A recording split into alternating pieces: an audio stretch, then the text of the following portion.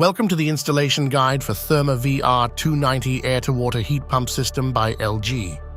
This guide will cover crucial installation steps to ensure its optimal performance. We chose this product because it is one of the best performing in the market with an exceptional efficiency, one of the quietest as well, blending seamlessly with any environment. Before we start the installation, it is very important to consider the safety zone. As you might know, the R290 refrigerant is flammable. Make sure there are no openings like windows or doors, no external air outlets, avoid building boundaries, roads, and drainage inlets. Most importantly, no open flames or ignition sources. As you see here, we have a safe installation because there are no such potential ignition sources and no openings to the building within the safety zone as defined in the manual. For the installation, we would need a screwdriver, an electrical multimeter, an electric drill, a measuring tape, a knife, a leak detector suitable for the R290 refrigerant, a whole core drill, a horizontal meter, a spanner, pliers, and a fire extinguisher. Another thing to consider, the foundation and drainage for the outdoor unit should be prepared well before the actual installation. Make sure the foundation is higher than the average height of local snowfalls and ensure frost-free drainage of the condensate water. You also need to make the drilling through the building's walls in advance.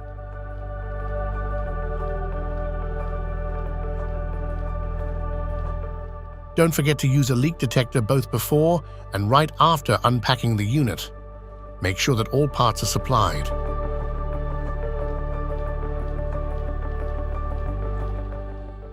Let's start our installation.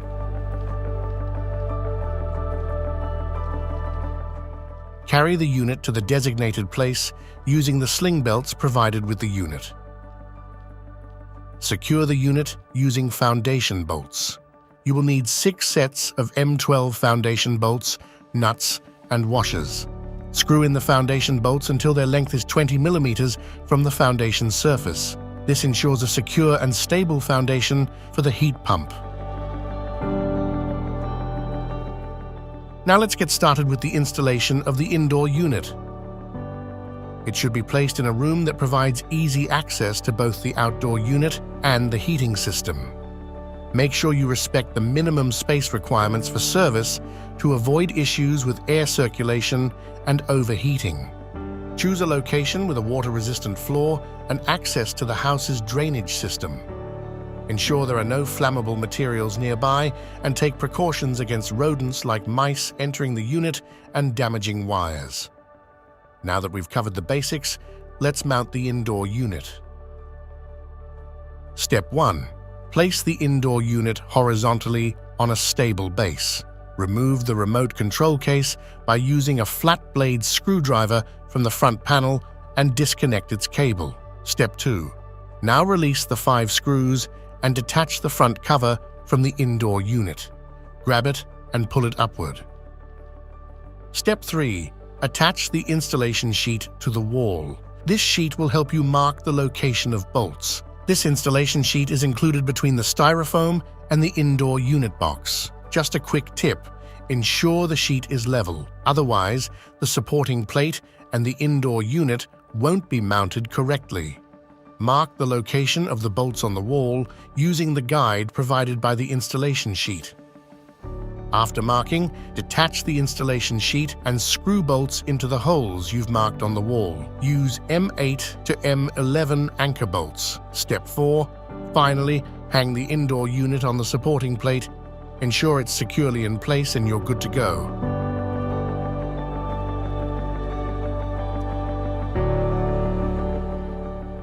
After outdoor and indoor unit are mounted, additional hydraulic components like domestic hot water tank or buffer tank must be positioned next to the indoor unit. The size of the domestic hot water tank must be dimensioned according to the desired consumption. The installation of a buffer tank might be necessary to ensure the minimum flow rate as given in the installation manual. core hole through outside wall must be prepared in advance. Be cautious when cutting or welding pipes, ensuring no defects occur and no particles remain in the pipes.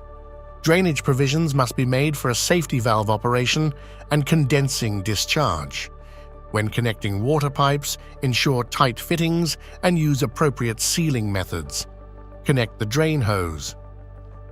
Let's start with water pipe installation at the outdoor unit. The pipes are prepared for backwards connection. Make sure that the outdoor unit piping is protected from freezing, or add an antifreeze like glycol with the mixing ratio as specified in the manual. Make sure there is no trap in the pipeworks. Keep a 15 centimeters clearance from the ground to prevent ice blockages. Maintain a distance of at least 10 centimeters between the antifreeze valves and ensure they're free from insulation for optimal function. Additionally, the strainer provided with the outdoor unit must be installed at the inlet of the outdoor unit to prevent particles clogging the plate heat exchanger. To protect the plate heat exchanger, please ensure the installation of a magnetic filter on the path of the return flow. Remember, when using antifreeze valves, avoid setting a minimum cooling point below 7 degrees to prevent unintended valve openings. Before proceeding, make sure you have a dedicated power source for the air-to-water heat pump. Install an individual circuit breaker switch between the power source and each of the main electrical consumers. Confirm the power source specifications, including phase, voltage, and frequency. The installation must be protected by an earth leakage circuit breaker. Make sure that all power and communication cables have the correct dimensions and the circuit breakers are sized according to the technical standards. Now let's go through the electrical connections at the outdoor unit. Follow these steps to ensure a safe and proper installation.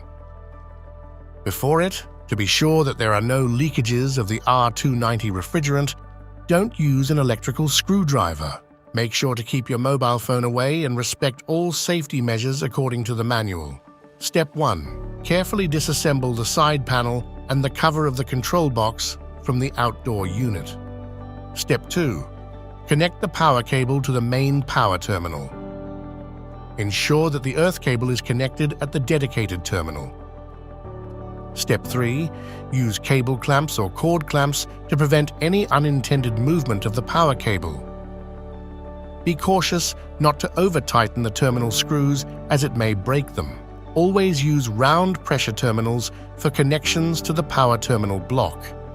If unavailable, follow these schemes. Ensure the power cable doesn't touch the copper tube and fix the cord clamp firmly to sustain the connection of the terminal. Step 4. Connect the communication wire between outdoor and indoor unit.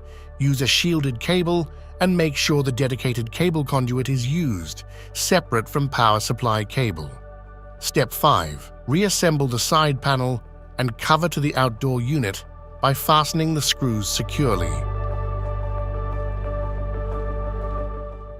Now let's move on to the electrical connections at the indoor unit. You'll find 2 holes here.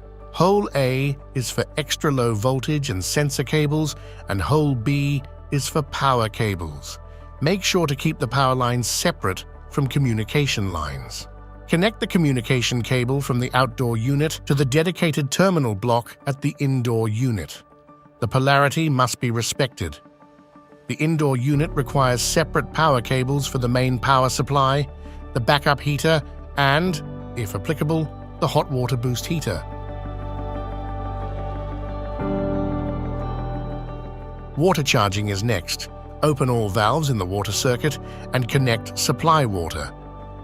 Open the caps of the air vents at indoor and outdoor unit. We need to purge any air inside the water circuit. Halt water supply when the control panel pressure gauge reaches the preset value. Monitor the pressure on the remote control for alignment. If all is good, move on to checking that pipe insulation. If in doubt, refer to the table on the screen. The indoor unit is equipped with an 8-liter lateral expansion vessel.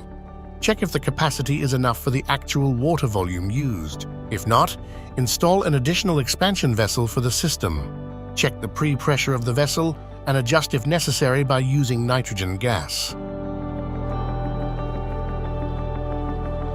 Various accessories such as valves, external pumps or sensors can be connected to the indoor unit. Refer to the installation manual or individual schematic for details. Commissioning starts with the dip switch settings. Before doing so, turn off the power. Make sure that the settings match the actual installation.